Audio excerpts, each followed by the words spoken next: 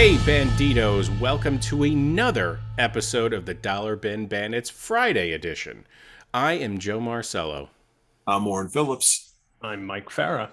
And we are the Dollar Bin Bandits, and this is the Dollar Bin Bandits podcast, and we are excited and thrilled to be able to bring you the start to your weekend. And we're going to kick it off with another slam dunk of an episode. We are bringing you our interview with a man.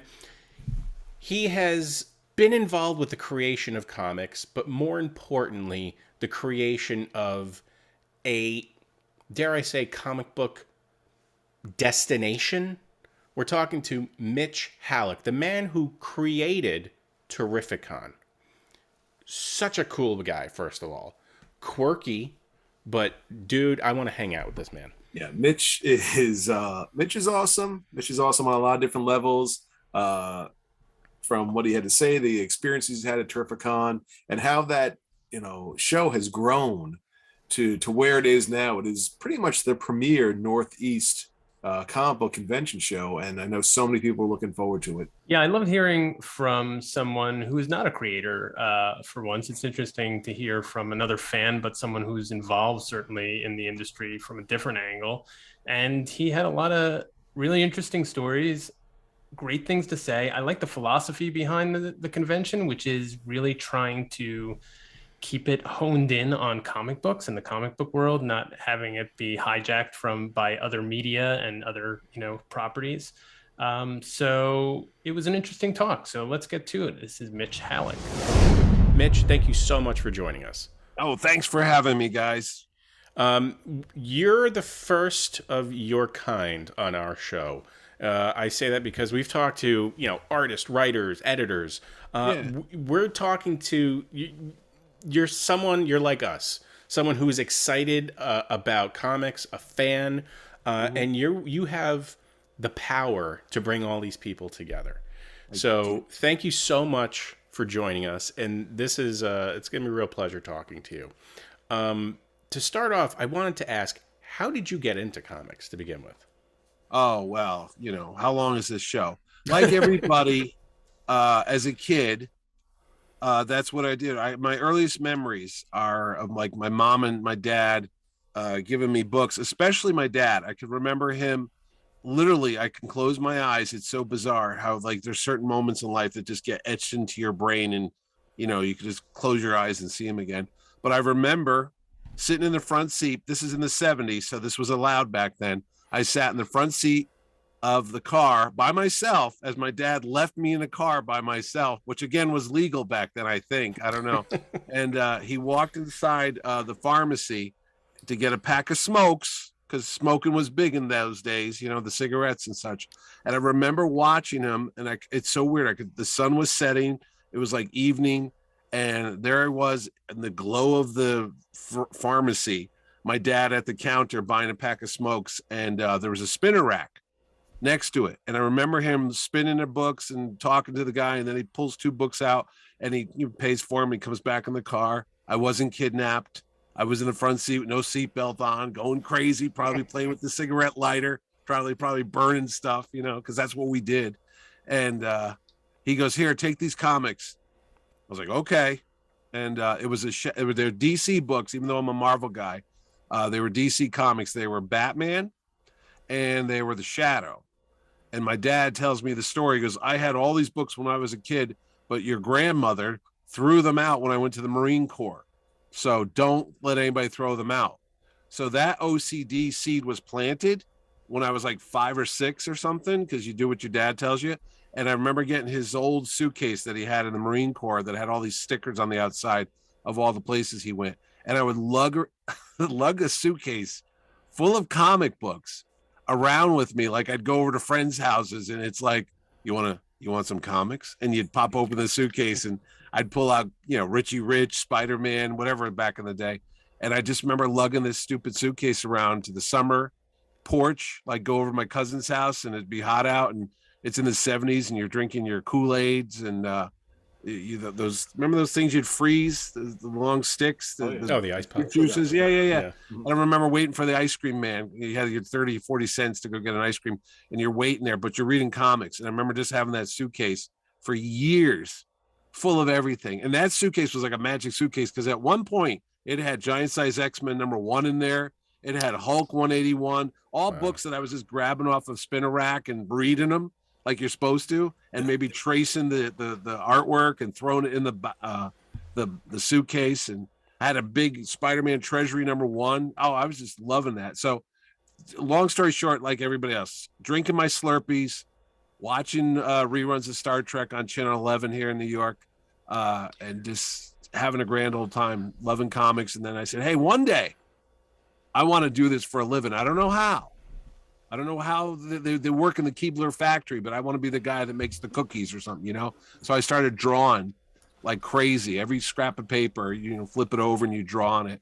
And I just got good at it. And I remember my mom writing to Stan Lee and saying, oh, you know, my son, there goes the doctor and the lawyer career. He wants this funny book stuff. And I got a letter back from Stan Lee. And it said, you know, keep on practicing and someday you will be here in the mighty bullpen. And I had that thing stuck to my wall as a kid. And I was just like, every day I'd look at that, like one day I'll be there. And I always want to be John Romita Sr., you know, he was my guy. He was my Spider-Man artist. And that's it. So that's how I got into comics. I never stopped reading them. And I'm 55 now. So it's been like almost 50 years. And there's thousands of books all around here, to my wife's anger and detriment there every day. Now, do you still have those? Do you Oh, still I have do. those issues? I do have those 2 issues my dad gave me. They're tattered. They're beaten up. It was, I'm going to say Detective Comics 427. I always forget the numbers, but it's the one where Batman's on the cover and there's this red skeleton guy with a dagger about to put it down and kill him. And in the corner, it says new feature, The Manhunter by Walt Simonson and Archie Goodwin. And that's like the backup feature. And the Shadow was a brownish cover. It was issue 2. And he's got the 2 guns out there and, you know, just all spooky and everything like that. And yeah, they were fantastic. And I was having dinner with Walt Simonson about 4 years ago. We were in New York at a signing, and me and Ordway and Louise Simonson and such.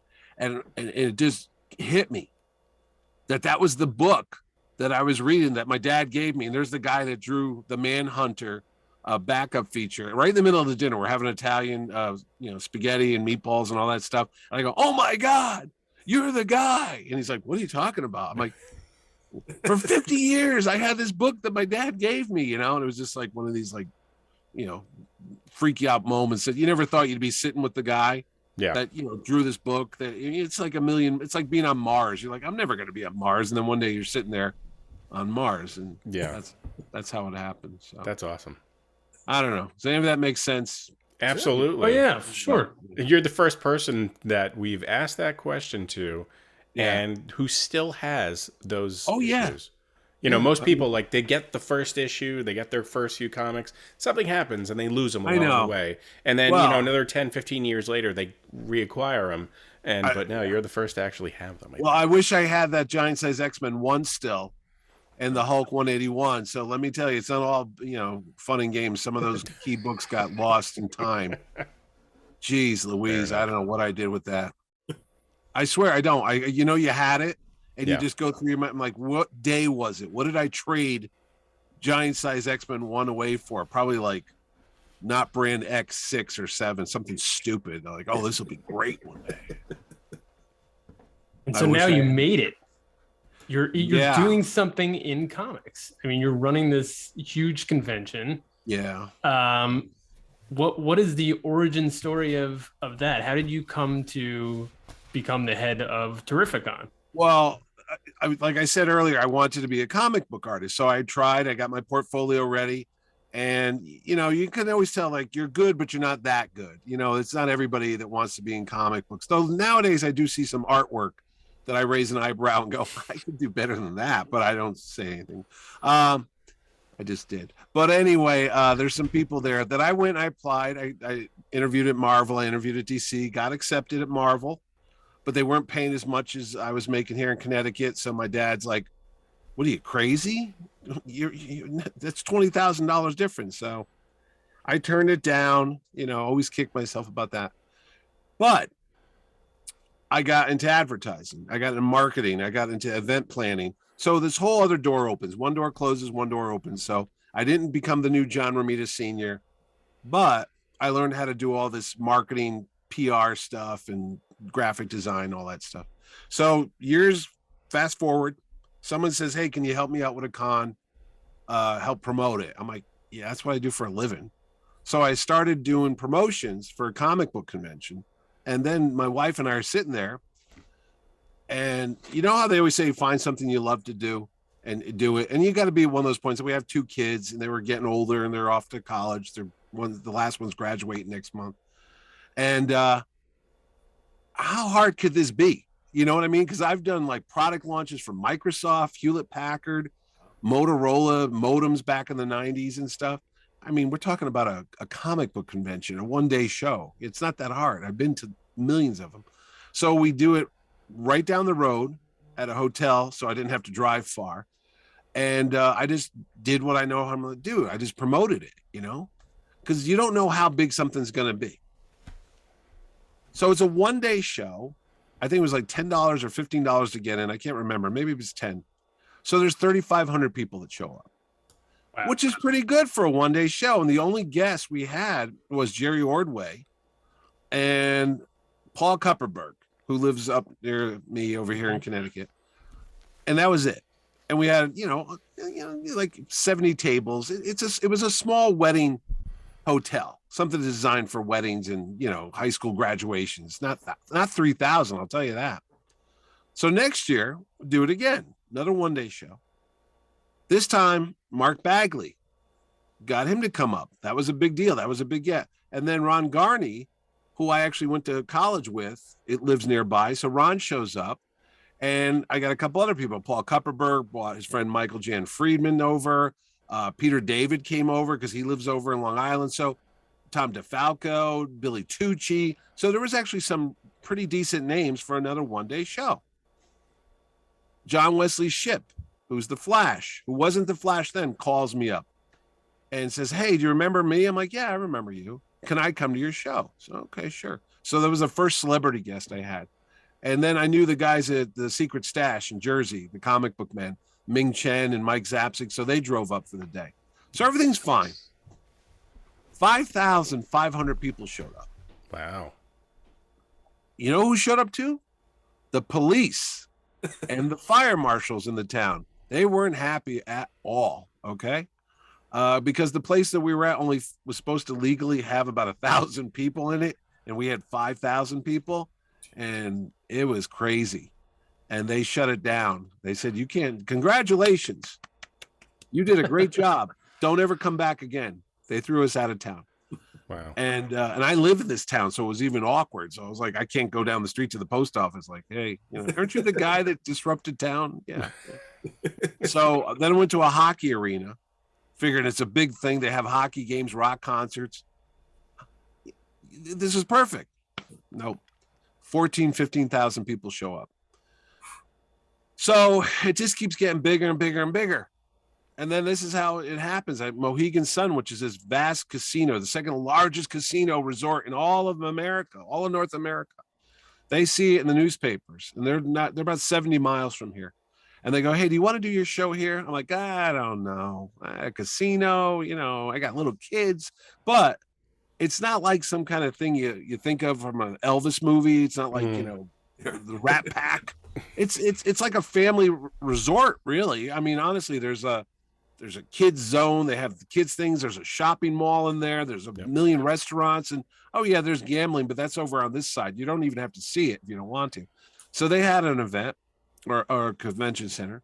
So I bring it in there. TerrifiCon's there. 20,000 people show up.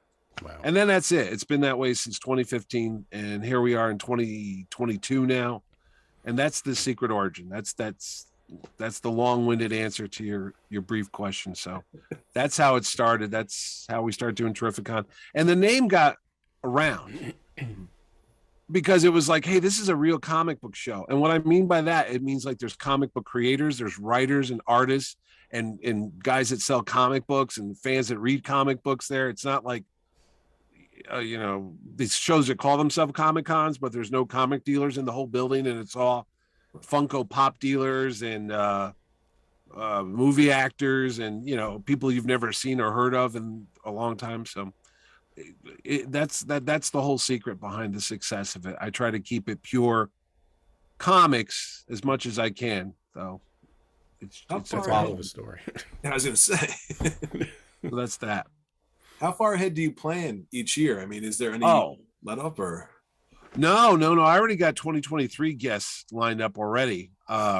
Because, well, now that we're back, I mean, now that the pandemic seems to be under control, there's shows popping up everywhere again, and everyone's grabbing. There's only so many guests. There's a small, finite universe of comic creators that you can have because there's all these big shows going on. And I have to talk to them now and say, hey, Mark Wade, can you come next year? So what's your calendar? And you got to work around other shows and people's lives and birthdays and weddings and vacations and such. So some of the guests that I have at this show were actually signed a couple years ago. So wow. That's why I'm telling you earlier before we started. I said, people say, oh, you have a great job. You only work like 2 or 3 days a year, like Santa Claus. And I go, no, I don't actually. I mean, as fun as it sounds, there's a lot of organization and planning and kind of crazy stuff that happens behind the scenes constantly. No, I'm sure. I mean, if you have that many people and so many, there's a lot of moving parts that a lot of people aren't aware of. So I'm sure, you got to make sure all that is in motion way in advance. So what, in your opinion, and I think you answered it kind of briefly already, but what makes TerrifiCon different than any other convention that is out there? Well, that's a good question because honestly, like I said, I've been to so many shows over the years. I mean, I've been to like the Dollar Cigar Box guy, and I go to that every month. There's one here in Connecticut at a VFW hall, of course. And you go in, you pay your buck, and there's a bunch of comic dealers. It's the same guys every month, and you sit there and you bargain and you get comic books, So I've gone to those. I've gone to the big mega events like New York Comic Con, Baltimore Comic Con, Boston. I've been to them all.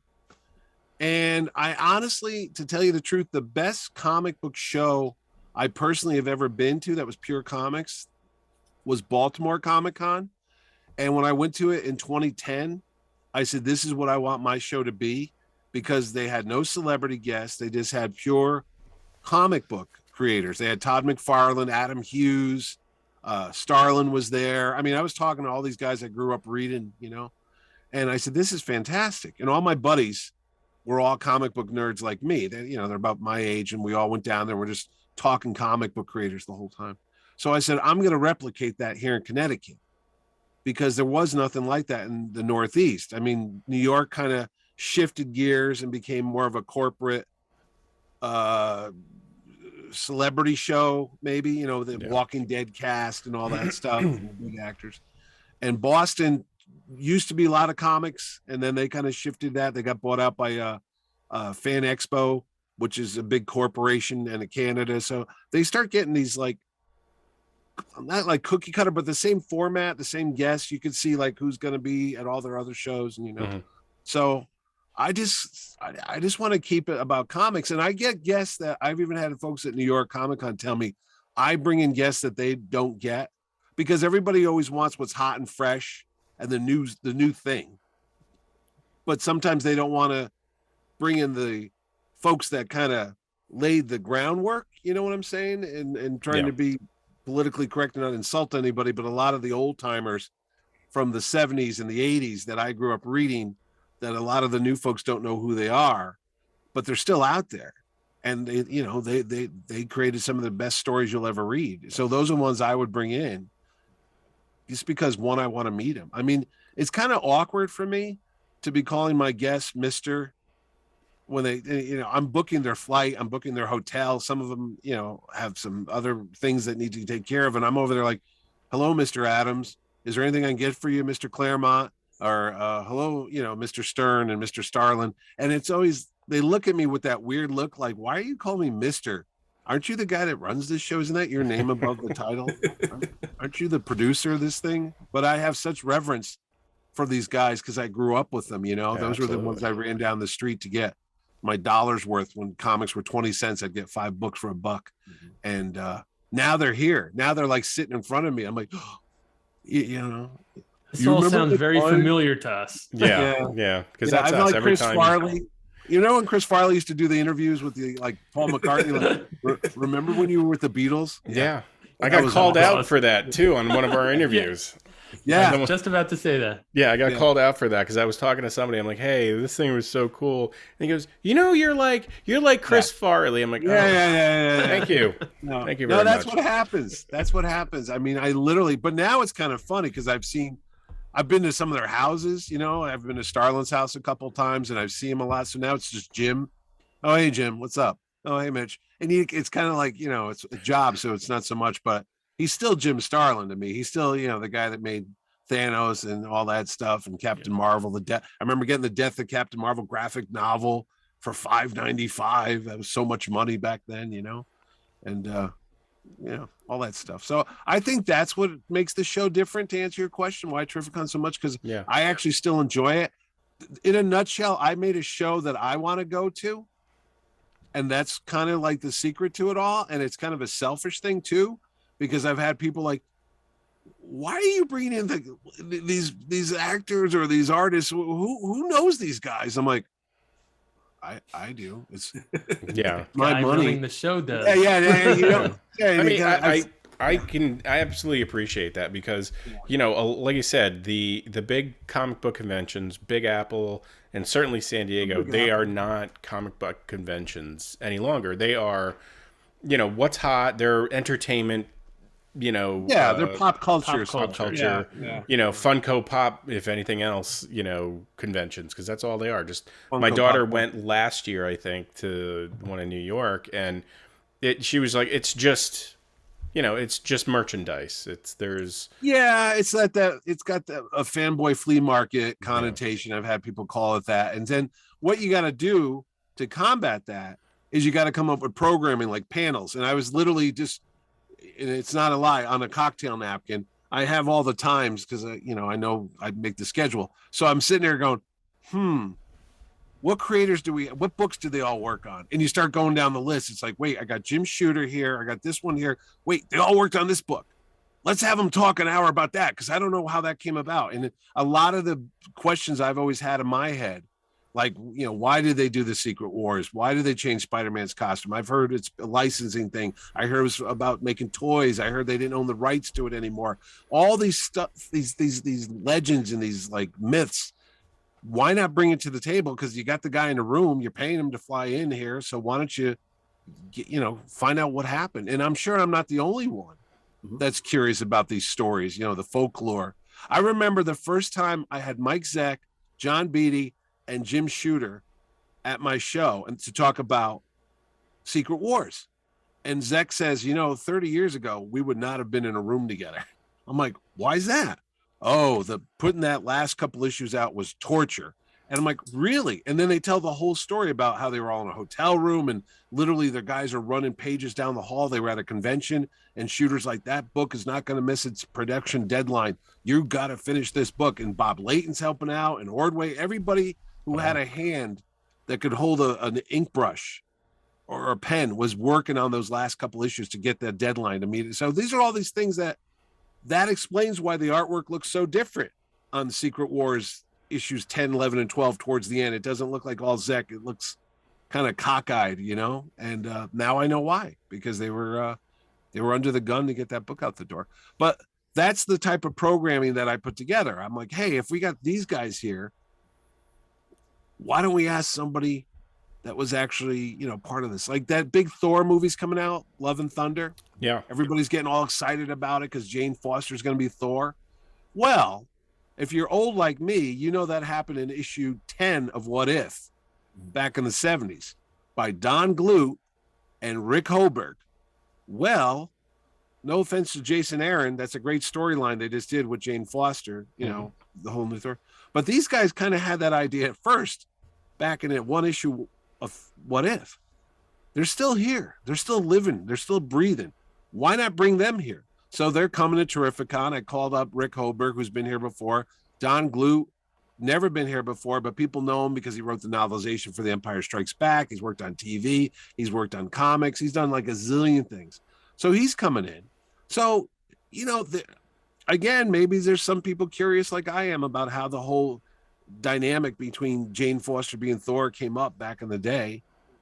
And look at it now. It's going to be a multi-billion-dollar movie probably this summer, but these were the guys that planted the seed 40 years ago, 45 years ago. So, maybe it's just me. If you need 3 podcasters to go and yeah. Hey, I know. You know what's so great? You joke about it, but I do like the fact that I have a line of other comic book fans like me who know all this stuff, who are so deep in the lore of Marvel and DC and even Charlton Comics that they're like, hey man, if you're busy, I'll run the panel, because I used to run the panels too. That's how crazy this is. Yeah, that's awesome. My wife killed me.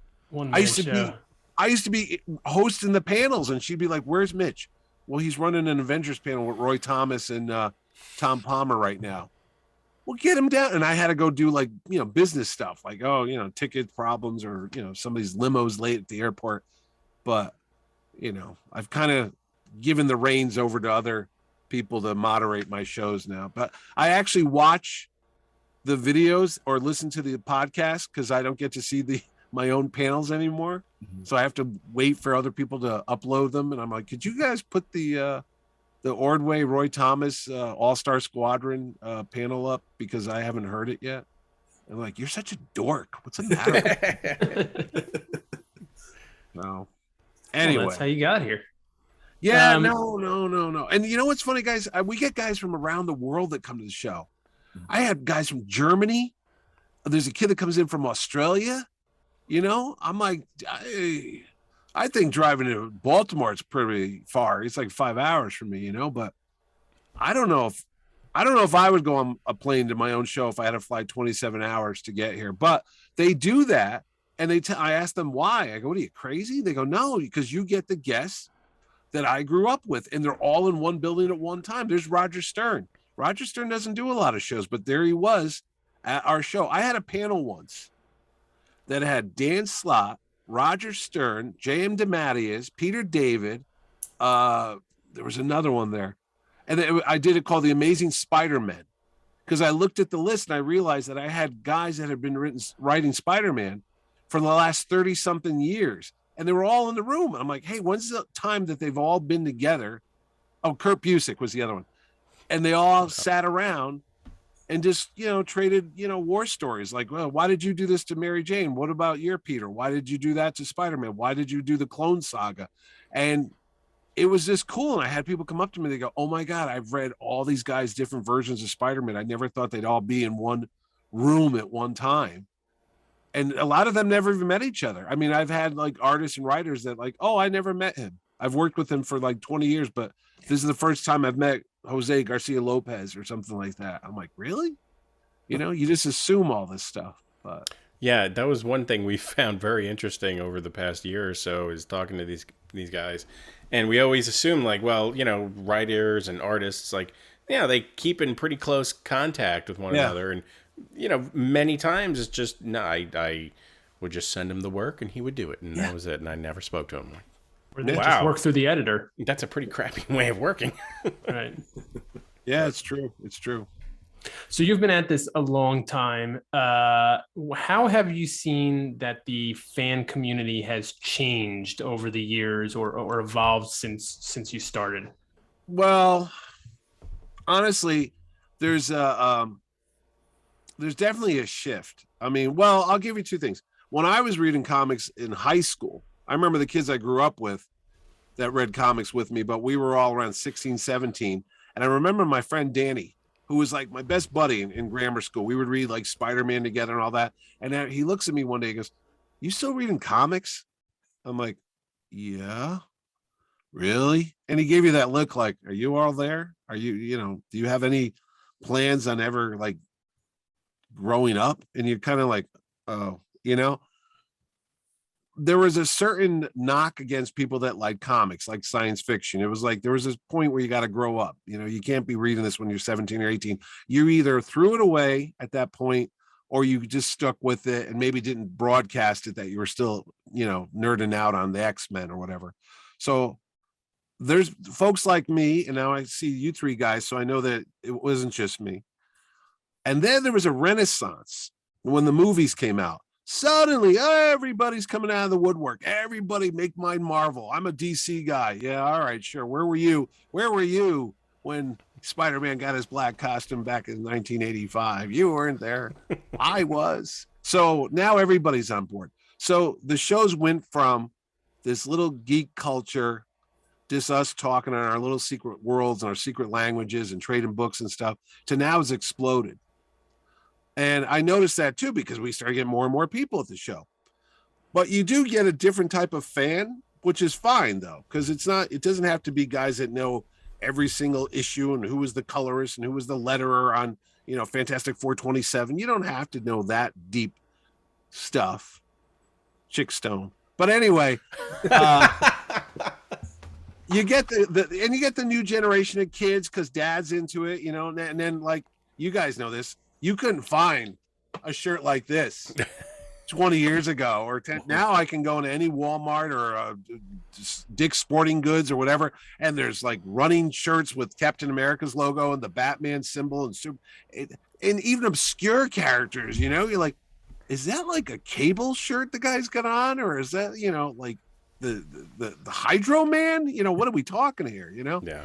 So now it's just generally assumed that everybody's a comic book fan, and it's great because it spreads orange. So the shows have changed a lot too.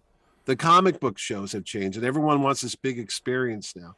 And as much as I screamed and ranted and raved that I'm never deviate from pure comic book creators and stuff, there is a reality that my wife points out to me, that there's a diminishing return. That if I want to keep this thing, the ball afloat in the air and keep going forever, you have to like give in to certain evils that I might call, like, I can't believe I'm bringing an actor in here or a movie star. But I do have that caveat. They have to have something connected with comic books. They have to be like, well, I played, the Wizard on an episode of okay, that counts. He's in a comic book show. So I try to do that because a lot of fans, like I said, that are just fans from the movies and TV shows that never read the books, they don't know what we're talking about. They don't know the lore and the myths and the history of all the stories. They just know from watching Moon Knight on Disney Plus. They only know it from WandaVision. They don't know about the Rick Leonardi Scarlet Witch and Vision miniseries or whatever that we read in the 80s. They don't care. So you have to change with the time sometimes. So you have to bring in some media guests to keep the attendance up and to keep people coming in every year. So that's how it's changed in my point of view. The shows have expanded a little bit, and some shows have gone overboard. Some shows have just blown up into one big, Hollywood squares, where like people like me, it's just like if I could afford, one or two decent size actors, I can't get Chris Evans, I can't get Tom Holland. People ask me, can you get Robert Downey Jr.? I'm like, no, that's not gonna happen. I do get those emails. I mean, I just stare at them and like what do I say? I had a guy named Robert Downey who worked at Mohegan Sun. He was going to show up, and I'm like, I should just say, hey, you want a signature? There's Robert Downey. He's not Junior. It's just Robert Downey. The original. That type of thing. So yeah, the shows have definitely changed, especially in the last 10 years, I'd say, to becoming more and more, diverse, if you will. They got to have a bit of everything. Like the shopping mall, you go in for the shoes, but they also have, books, and they've got a candle shop over here. So there's something for everybody now. That's just the way it is. Well, speaking of guests, who are your dream guests? Who are guests that you wish? Oh, I love this question. I'll tell you right now, John Byrne. And what kills me about Byrne is he lives here in Connecticut. He's not that far. As we speak, he's about 25 minutes from me. And he almost was at TerrifiCon in 2018. Joe Sinnott, God rest his soul, was at our show. Word had it that Byrne was driving in from where he lived to the Mohegan Sun to have dinner with Joe Sinnott. Oh my God, Byrne's coming. And I had like Denny O'Neil there and I had Roy Thomas, but I'm like pushing them out of the way. This is my guy. This is the guy I grew up reading and drawing. I wanted to be, Byrne, Romita and John Byrne. They're like at the top of my list. And then unfortunately Joe got sick because he was up there in age. He wasn't feeling well. So they decided to leave. They didn't stay there that night. So they took Joe Sinnott home. And then word got back to Byrne that Joe wasn't going to be there. So he just turned his car around and left. He didn't come into the Mohegan. He didn't come to TerrifiCon. He just went back home. Oh, man. So he's on my list. But there's also people like Bill Sienkiewicz, who used to live in Connecticut and was almost at one of my shows until I called him up and I said, "Hey, Bill, you come to the show?" He goes, "Oh, I moved." I'm like, "Where?" He goes, "California." I go, "Well, that's a bit away." So he forgot to tell me he moved that day. So Bill's still on my list if he's watching.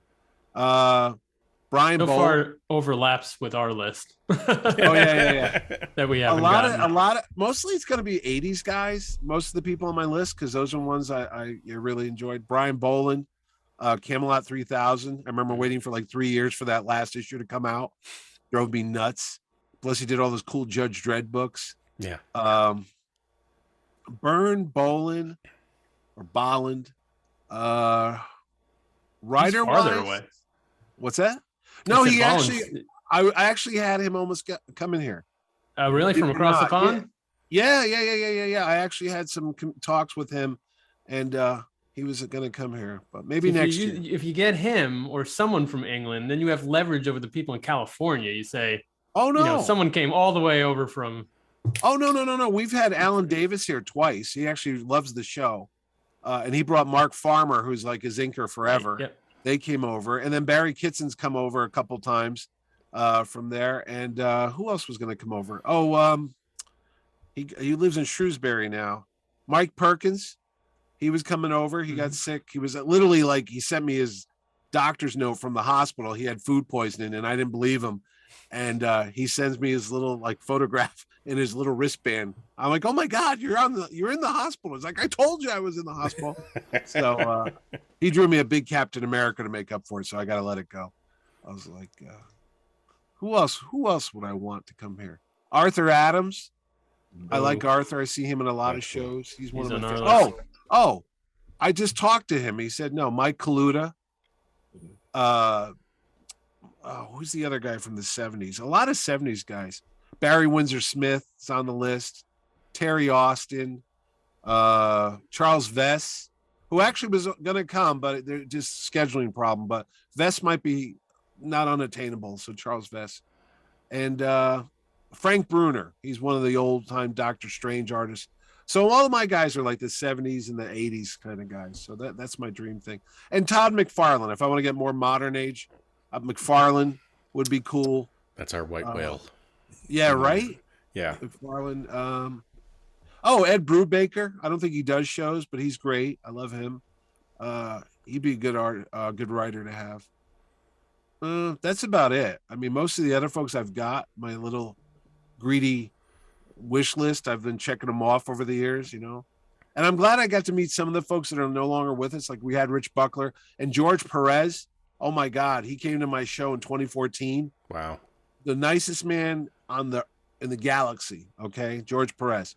Yeah. Was there before the doors opened and was there after the doors closed. Made sure every fan got to meet him, got an autograph, got a sketch, did whatever. There's not enough words to express how great a man George Perez is to the fans.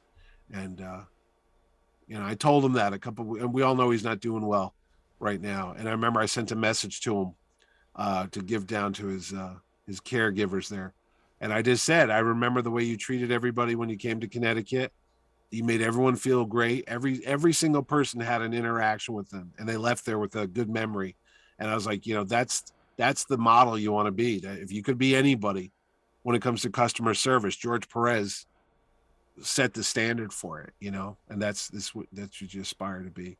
So I'm glad I got to actually meet him at my show and have him here. I got other people got to meet him as well too. I get letters from folks a lot that say, "Hey, thank you for bringing Rich Buckler to the show. I heard he passed away." Or Herb Trimpe was another great one that I had at the show, who's no longer with us. But you know, it's kind of cool. And lots of times I tell people, look, even if you don't buy their book or you don't buy a sketch from them or whatever, just go by and say thank you.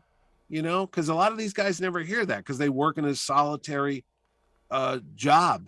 You know, they're in their studio and they're drawing or they're typing away and they don't get to interact with people. So they don't see the fans, you know, and this might be the only time you walk up to a Peter David and said, "Hey man, I really liked your run on X Factor or whatever. It meant a lot to me," or something, you know? And that's it too. Cause I don't know about you guys too, but I could like tell my life like by what books I was reading at certain times. Like, oh, I remember my first job out of college. That was Spider-Man, Kraven's Last Hunt. And I remember like reading the book before I'd have to go into work. And, you know, as bad as things were, I'd remember going out in my lunch break and pulling out my book and reading it. And that's my solace. You know, it's like, oh, absolutely. Some people drink, some people take drugs. I'm like, give me a copy of Sensational Spider or Spectacular Spider-Man. So you just said what I always tell people. Yeah. What you just said, because, you know, I told my wife when we first started dating, I said, look, I don't drink much. Yeah. I don't do drugs. Yeah. But I do have a bad habit of collecting comics. And yeah. She was like, oh, okay. But she didn't really realize. Oh, I know. Mine doesn't too. And then, like, you know, here we are 20 years later. And she's like, holy shit. Yeah, right. Yeah. My new thing, I'm addicted to omnibuses now. Because I'm like, oh, there's like 50 issues in one nice, perfect bound book. You know, I love getting those things. Yeah. I might not read them. She's like, are you reading all those? I'm like, oh, I already have them all. Then what the hell did you buy it? Because it looks so nice now. It's because it's white. together. It's together. It's not. All I don't have there. I don't have to touch the books and damage them. And Exactly. You know, why would I want to touch a book? I could read the reprint, woman. What's wrong with you? Why do you have 50 pairs of shoes and 2 feet? What's going on here? You know? Boom, mic drop. You leave the room. Thank you.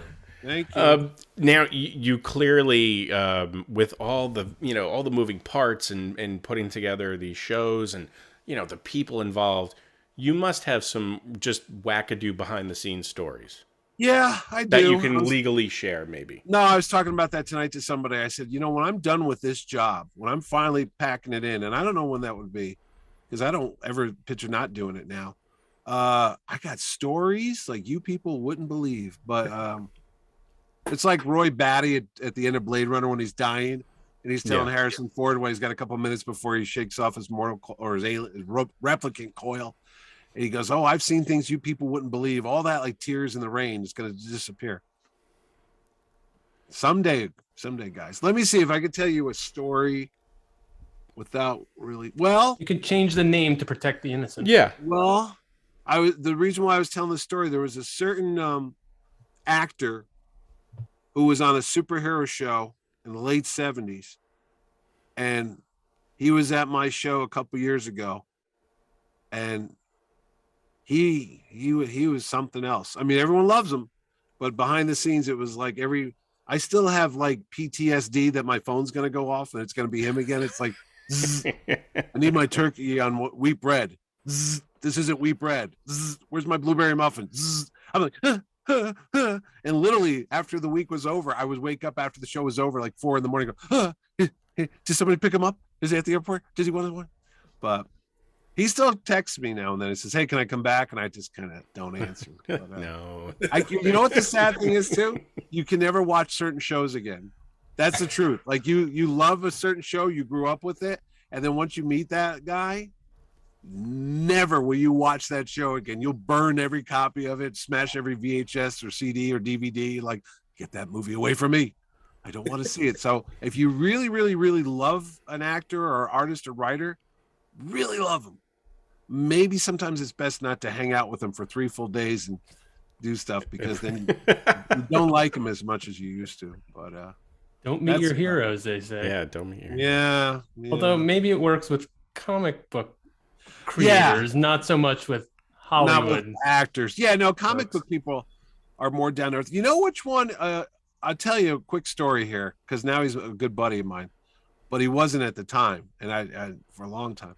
I wanted to be a comic book artist, like I said. So I wrote and drew my own story, 1992, got it all done, but I didn't know what to do with it. There was no internet. I didn't know how to shop it around or get an agent. So I went to go see one of my idols, Howard Chaykin. And I got in line, and this was in New York City, and there's the line, and he was there pushing a new company. It was called Bravura, and they had a whole new line. He was doing a book called Power and Glory, and Starlin was there doing a book called Breed, and there was all these new guys there. And I got up to him, and my then girlfriend, who becomes my wife, we're there, and I got the book, and I start bombarding Chaykin with all these questions, like, how do you get an agent? How much money do you make? What about royalty checks? What about distribution? What about and I now look back, I was like being a total nut. And he just like, whoa. Why are you doing here? What do you want to be an artist because you have a talent, or are you just here to make a quick buck? And I said, well, a little bit of both, you know. He goes, no, man, I only talk to people that want to be artists. You're nothing but and how's your show, like PG rated? No. Okay. Yeah. Just checking. And he says, you know what we call people that take their talent and just exploit it for money? I go, well, what? He goes, you're nothing but a whore. I go, oh. And then it's like you could hear the little, naive fanboy inside me just like wither and die. Yeah. And my girlfriend, now wife, is there and looks right at him and goes, wow, you're a real asshole. You know that? And he looks over and goes, who the hell are you? She's like, what do you care, jerk? And then I'm like, and I'm like packing my stuff up. And I'm just devastated, And he's there. And I said, oh, Mr. Chaykin. He goes, yeah. I go, is that your latest book? Yeah. Do you want a copy? I'll sign it for you if you buy it. I go, no, that's okay. How much is it? He goes, oh, like $3. I go, oh. He goes, why don't you want it? I go, oh, I just want to see how much you're selling yourself out. So you're just basically a $3 whore. Nice. That didn't go over well. You gotta get the F out of here. You have to get the F out of here. Flash forward. That was 92. Now it's 2010. I do a podcast called the Indie Cast. It's been on for like 15 years now. It's all about Indiana Jones. Don't ask us why. We just keep doing it. So wait. I'm intrigued. Yeah. That sounds awesome. We started doing a podcast in 2007, me and my friend from Australia, and we've done like 400 something episodes. It was weekly. We've interviewed everybody and their brother that's ever been associated with an Indiana Jones movie. Everybody, the guy that made the whips, the hats, the actors. That's awesome. Whatever. Yeah. My obsessions go in other things. So anyway, I had to interview Howard Chaykin. I'm at Baltimore Comic Con because Howard wrote and drew 2 issues of Indiana Jones for Marvel back in the day. And Klaus Janson was there. And Klaus was the inker on the Raiders adaptation. So I interviewed Klaus. Mm-hmm. Walt Simonson was there with Louise. Walt wrote the Raiders of the Lost Ark adaptation. So I was knocking out all these interviews. They were all sitting together. And the last one on the list was Chaykin. And he doesn't remember me, but I remembered him, sir. So I sit down with him, and he's like, hey, how you doing? I'm like, yeah, I'm all right. He goes, everything okay? I'm like, yeah, okay. And I go, you don't remember me, do you? He goes, should I? I go, 1992. There we were, 7th Avenue, Sheraton Hotel, New York City. He's like, what's going on? And I tell him the story. And he goes, oh, I don't remember that. I'm an asshole. What are you doing? He goes, wait a minute. That was 18 years ago. I was like, yeah. He goes, you've been harboring this hatred for me for like 18 years. I go, Mr. Chaykin, with all due respect, there's only 2 people in this world I hate, Adolf Hitler and you. And depending on what day it is, it was a toss-up who was 1 or 2. And he's like, holy crap. Klaus Jansen's laughing. Walter Simonson, they're all like, what the hell did you do to this poor kid? And I tell him, and he's like, oh my God, I feel horrible. Why? Why did you wasted all that energy hating me? You could have done something productive. I'm like, oh God, now I feel bad again. He's going to insult me again. So lo and behold, he's been at my show twice. He's coming back in a couple months. I think maybe the 3rd, maybe the 4th time. I don't even remember. So now we get along well. And I talk to him all the time, and, we shoot jokes back and forth on Facebook, and he's a great guy. I love him. And he's at dinner after the show 2 years ago. My wife's right there. And she's laughing with him. She's like, oh, I love this. Who is this guy? He's like our old grandfather. We love this guy. And I go, you remember the guy that called me a whore and you call him an asshole? She's like, yeah. I go, that's the guy. Him? Yeah. Oh, he's a sweetheart. I love him. I go, well, that's it. So there, you never know in life what's going to happen. So one day somebody could call you a whore, and then 20 years later, they're your best friend. Moral of the story is, I don't know. So there's a Howard Shaken behind the scenes story. That's awesome. Happened. So yeah. All right, Mitch. Yes. Before we wrap up, we have a little lightning round for you. Go ahead. If you're game. I'm all set. I'm the king of the nerds here on the radio every Friday. So shoot. All right. First one.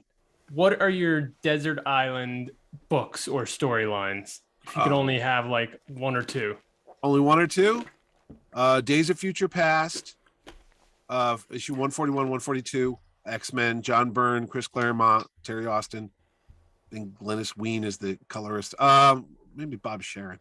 And the other book would be favorite book. It'd be Spider-Man. It would be my favorite Spider-Man story. I don't know, probably just Amazing Fantasies 15. The first Spider-Man story, because I could read that all the time and never get bored with it. Awesome. So that's my two books, or three if you count the two-part. All right. Some of these you sort of answered already throughout the interview, but I'm going to ask them anyway. If you were granted comic creating superpowers, would you rather be a writer or an artist? Artist. That's what I thought from your previous answer. Yeah. Okay. Favorite writer and artist? Well, living or dead? Let's say one of each. I'll do the dead guys first team, and then the living guys. All right, dead guys. Okay, dead guys. Wally Wood, artist, because I've had a sad run-in with Wally, and I've always felt bad about it, but I love his style. Wally Wood is the artist. Inker's Al Williamson, maybe. And the writer is... Who's the writer? Oh, you know what? Len Wein. I'd say Len Wein. That's my guys who aren't here anymore. That's my writing team. Wally Wood and Len Wein working on a book together. That would be something. And living guys now that I could have, perfect team. John Byrne. Well, no. Romita Sr. in his prime, if he was available. John Romita Sr. And the writer would be... I'm gonna just have to probably go to Claremont. Really, I mean, I'm of that age, 70s, 80s. It was like ingrained. No. I take that back. I take it back completely. We'll allow it. Bill Mantlo. Oh, Okay. Bill Mantlo and Byrne or something. Byrne working on a book, because everyone always knocks Bill Mantlo because they go, oh, he was just like throwing the stuff out. I was gonna say Steve Gerber too. Because he's the passed away, because Gerber's crazy. But no, Mantlo, I loved his stuff. The Hulk, the toy books, the ROM, the Micronauts, all that stuff. I thought he was great. So there you go. All right. Next one. You Mantlo's can only still alive. right. Yeah. You can only read the adventures of one character for the rest of your life. Who is it? Everybody would assume it's Captain America, because I'm the big Captain America guy. But you know who it would be? Deathlock. Really? Deathlock, the Luther Manning Deathlock. And I say that because I just got a commission. You can't even see it. It's all green screened out. But anyway, I got a commission from my good buddy artist Keith Williams at a show a couple weeks ago. Yeah, I thought that was such a cool concept back in the 70s. Because this is before we all had computers on our phone and all that jazz. But he had that half, what I remember, that half skull. It was like rotted away, the human tissue, and the other half was the pewter. That was pewter. But yeah, I always thought that was a cool character because he was like a time travel thing. The storyline was kind of screwed up. I wasn't a big fan of some of the story, but the character itself I thought was great. So yeah, if they could do something cool with Deathlock, I'd keep reading that. 2 more. Digital Okay, go. comics, yay or nay? Nay. I like the idea, and I know my wife would appreciate the space saving. But again, I'm like old school. You know, I like having something in my hands. Something. I love the smell of mold that makes my nose stuffy, and I go, "Oh my god, I've got dust mites up my brain now from comic book stuff." Or if it rains and there's a leak in the basement, you're terrified. Oh my god, save the books! Save the books! You got to put them all on a pallet, like a couple inches off guys- the Big ground. tarp. Oh god, yeah. Hello. I have books stacked over here that there's like certain levels. Like if the water gets this high, it'll only wipe out the All-Star Squadron book, so it's not so bad. But if it gets up to this height, the water, well, now we're touching some of the Marvel fanfares and Marvel 2-in-1s. Again, not so bad. If the water's like 4 feet high, it's touching the Spideys and the X-Men books. That's, you know, at that point, first off, we'd be drowning. Yeah, I was gonna say you had some bigger Yeah, I mean, problems I you need to think- worry about. I think the water would leak out. I've actually had this conversation with people. They're like, "That what?" I go, "Seriously, what if I'm away for a week and the water thing bursts and the water just keeps filling?" They go, "It's not like a Three Stooges movie, you know?" I'm like, "Well, I'm just saying, what book's gonna get?" You go to damaged? open a door and it just And the water comes out, yeah, like a cartoon. And, oh my God, there's the 141 X-Men. There's this Days of Future Past just floated down the street. You know what that happened to? Mike Zapsik from Comic Book Men during Hurricane Sandy. Oh, geez. They had the water come in. He lost his Yeah. collection, and he was like trying to cross the street by holding on a rope that they had to get because I mean the ocean, the Atlantic Ocean, was in his living room. You know, so that does happen. Not here. Yeah. I am happy that I live in the highest point on the East Coast of the U.S. There's literally a sign up the street from me. Not that we did that on purpose when I was looking to buy a house to make sure But that it helps. tsunami. You know, I checked the weather. Is any tsunamis coming today? Any mile-high wall of water? I got to protect the books, you know. But anyway, what else you got? All right, last one. Yeah. If they can be verified as authentic, Hmm. how much would you pay for Staples from Action Comics #1? Oh, that's a DC book. I don't care. hey. If you said Captain America 1, then I'd say I will make the switch for this You'll one allow it? time. all right, Captain America 1, I always want that one. So how much would I pay for the Staples? A little baggie of Staples, but Well, they're since Cap- authentic. Yeah. Since Captain sold for $3 million the other day, Mhm. that first issue. I'm not getting the rest of the book. I'm just getting the metal staples. Yes, but they're from your favorite book. I can make cufflinks out of them. $40,000 each, or for the pair. You know, I hadn't even thought that far. Come on, Mike. Let's say the Come on, pair. man. Let's say the pair. We'll be generous. okay. Pair. All right, 40 grand. Yeah, and my wife it's would a go, full set of Staples. and my wife would say, "That's it, we're done." I'm like, Wow. "What? There's hello? These are the staples. These are the staples that fought the Nazis." It's historical. This They stuff held Question the- was they based held on a the true team story. together. saved democracy. These little pieces of metal. These, you know, I don't see your Man of Steel doing that. Please. Anyway, He's gonna cry Yeah. at some point. He's just gonna break Well, down. Mitch, You're hurting my feelings. well, you know what? I gotta have lunch with Ordway, and he's as DC as you can get. I mean, you We kind know, of yeah, we spoke he to him. he bleeds go-go checks, you know. And I sit there, I'm Mr. Marvel, and he's like, "Well, you know, DC did this, DC." I go, "DC sucks, Jerry." What? And we just have like go at it right there and there. It's like, "You Marvel zombie, how could you? You and your stupid Marvel books make mine Marvel. DC was there all along. Stan Lee's a hack." What? Oh man, we just start.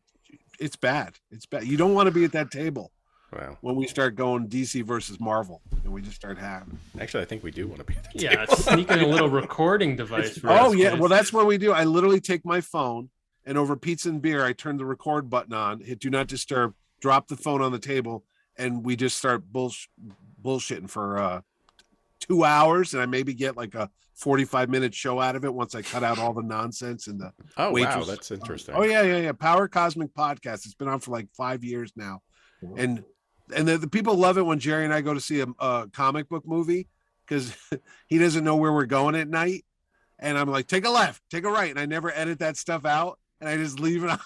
Leave it on. So people that listen to their car get nervous because they think I'm like remember those like Tom Toms and things that would tell you how to drive, like a GPS. I'm like what's that thing? Waves. I'm like the waves for comic book nerds. So you're driving, you're listening, you take a left. What? Take a right. No. Watch out. You know. So yes, we've been complimented. Artist Kevin McGuire writes me letters all the time. Says, "Will you please just park the car before you guys get in an accident, and then you can record your movie reviews, but stop doing it while you're driving, please." I go, okay. That's pretty funny. Yes, yeah. So Well, yeah, that's it. That's the story. Mitch, I have to say, it's been so awesome talking to you. Are you sure? Oh, Because I sit there and go, nobody else wants to talk to me about comics. My wife goes, "Oh, please go talk to a podcast." Oh, dude, are you kidding me? Like, you know, seriously, we're not just saying that. I mean, you have great stories, and you have such a unique job. I mean, what you do, I don't think anyone really understands, you know, the work that goes into any of these conventions. When you said know, Cave Comics earlier, honestly, a lot of the market research that I do is just hanging out at Cave Comics on a Wednesday when new comics come in. I go, "Hey, what are they reading? Why are they reading that book?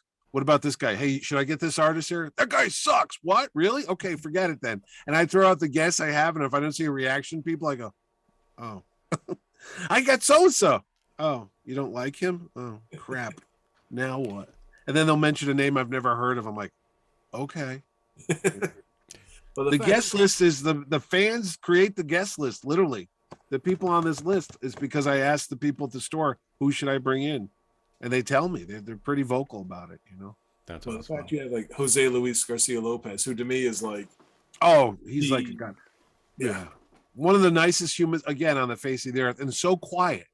Yeah. Like there was an incident. I was having a fight with a cosplayer who was stealing food.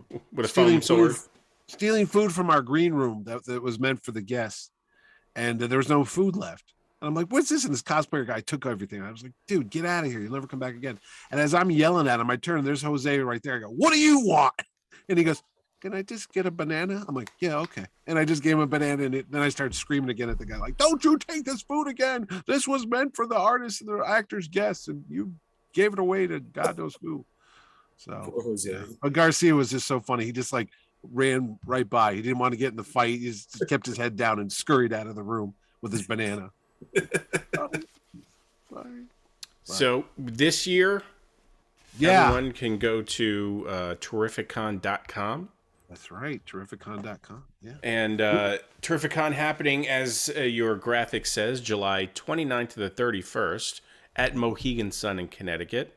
Yes. And you have some pretty amazing guests as in your lineup. You have Rick Leonardi, Joe Pantaleone. I get his name. Joey Pants. What comic book was he on? Well, no, I got John Romita Jr. because this year, John Romita Jr. The reason why I got the Spidey shirt on, it's the 60th anniversary of Spider-Man this August. So it's a Spider-Man-tastic show. That's awesome. A word. So yeah, I'm trying to get as many Spidey creators as I can to the show. So that's awesome. There'll be some DC guys. Don't worry. Okay, fine. No, fine. Jerry Ordway. Hello. Jerry. Yeah. And you're going to have Jack Reacher there himself, correct?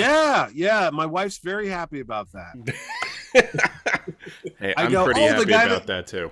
The guy that played Hawk on Titans? Yes. What the hell's that? I go, it's Hawk. It's created by Aquaman. Steve Ditko. He was also Aquaman on Smallville. Yeah. We're not talking Tom Cruise then? No. We're talking about... We're not talking about 3 foot tall Jack Reacher. Yes. Jack Reacher's 6'5" in the books. Tom Cruise is 5'6" in real life. So they must have flipped the numbers somehow. Yeah, a little bit. Some guy had dyslexia and he was like, "Oh, Tom Cruise." Okay. No. So, he's coming. I can when is this on? I can give you guys a sneak preview of some other guests that haven't been announced yet. Oh, this on next week? We could put it on whenever you'd like. No, I'll let you know now. I'm going to give you some hints, see if you can get it. Ready? Yes. She was Mockingbird. She was Lady Jane. She was in John Wick. Oh, shit. And she's on the Orville. Linda Cardinale?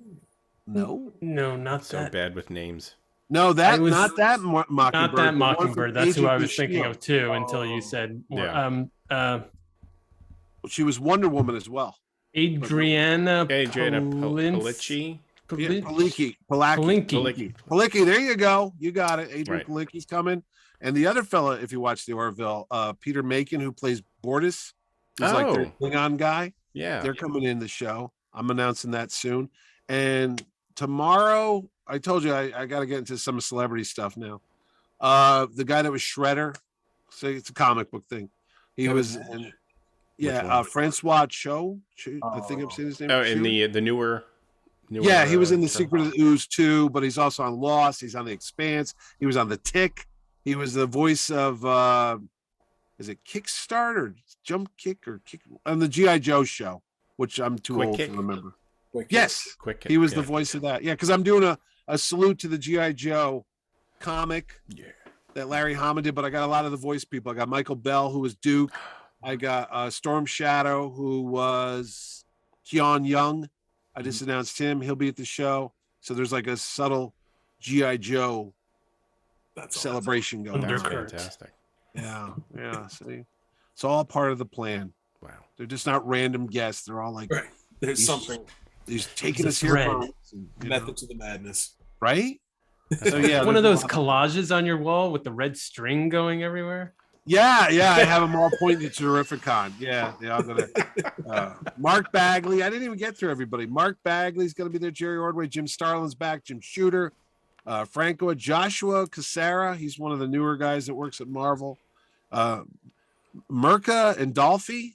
She does a lot of newer stuff for Marvel because somebody said you got to get some new people there. Garth Ennis is coming. Yeah, I saw that. Hello? That's pretty awesome. Yeah, Tony Daniel, Ryan Otley, Jerry Conway, the man who killed Gwen Stacy. He'll be here. Dan Jurgens, Brett Breeding, a bunch of folks. So. Yeah. DC guys. Dan DiDio. Yeah. Dan the DiDio's DC coming. guy. Yeah, I haven't announced him yet. Yeah, so there you go. So cool. Wow, breaking news? Yeah, and Dan's got some really big news coming that I'm not allowed to say yet. Ooh. So you'll have to find out in about a month or so. But it'll be a big deal. All right. That he's coming back on the show? Hopefully. I hope so. I hope now. So it's going to be a 3-day smorgasbord of awesome. Comic-Con fun at Mohegan Sun. Oh, that's absolutely awesome. Hey, welcome back, Banditos. I hope you all enjoyed listening to that interview. Mitch was awesome to talk to. If there was any person that we could say literally eats, sleeps, and breathes comic books, it's him. Because as he was talking and you heard, he would make a reference to artists and pencilers in issues from like the 60s. And, he would stop mid-sentence and correct himself. No, it was this person. I mean, you need to be a walking comic book encyclopedia to be, to do that. So, much respect to him for, his fandom and for what he does for, comic book fans now. Yeah, no matter where you live, across the USA, across the globe, if you can get to TerrifiCon, get to TerrifiCon. Go to their website. Look at the guests who are going to be there, folks. I just saw today Mark Bagley was added, which is pretty ridiculous. Jose Luis Garcia Lopez, Jim Shooter, John Romita Jr., so many talents. Go to the website, get tickets, go to TerrifiCon this year. Agreed with all of that. Great guy, great interview, great convention at Mohegan Sun, I believe July 29th, I want to say. So seek it out, check it out. And how about the debut of our lightning round? Was that fun or what? Well, tell us if it was fun or what, and then we'll decide whether we'll do it again. Regardless, that is the end of the Dollar Bin Bandits podcast for this week. Thank you very much for listening. Please rate, review, and subscribe, and we'll see you on the flip side. Adios.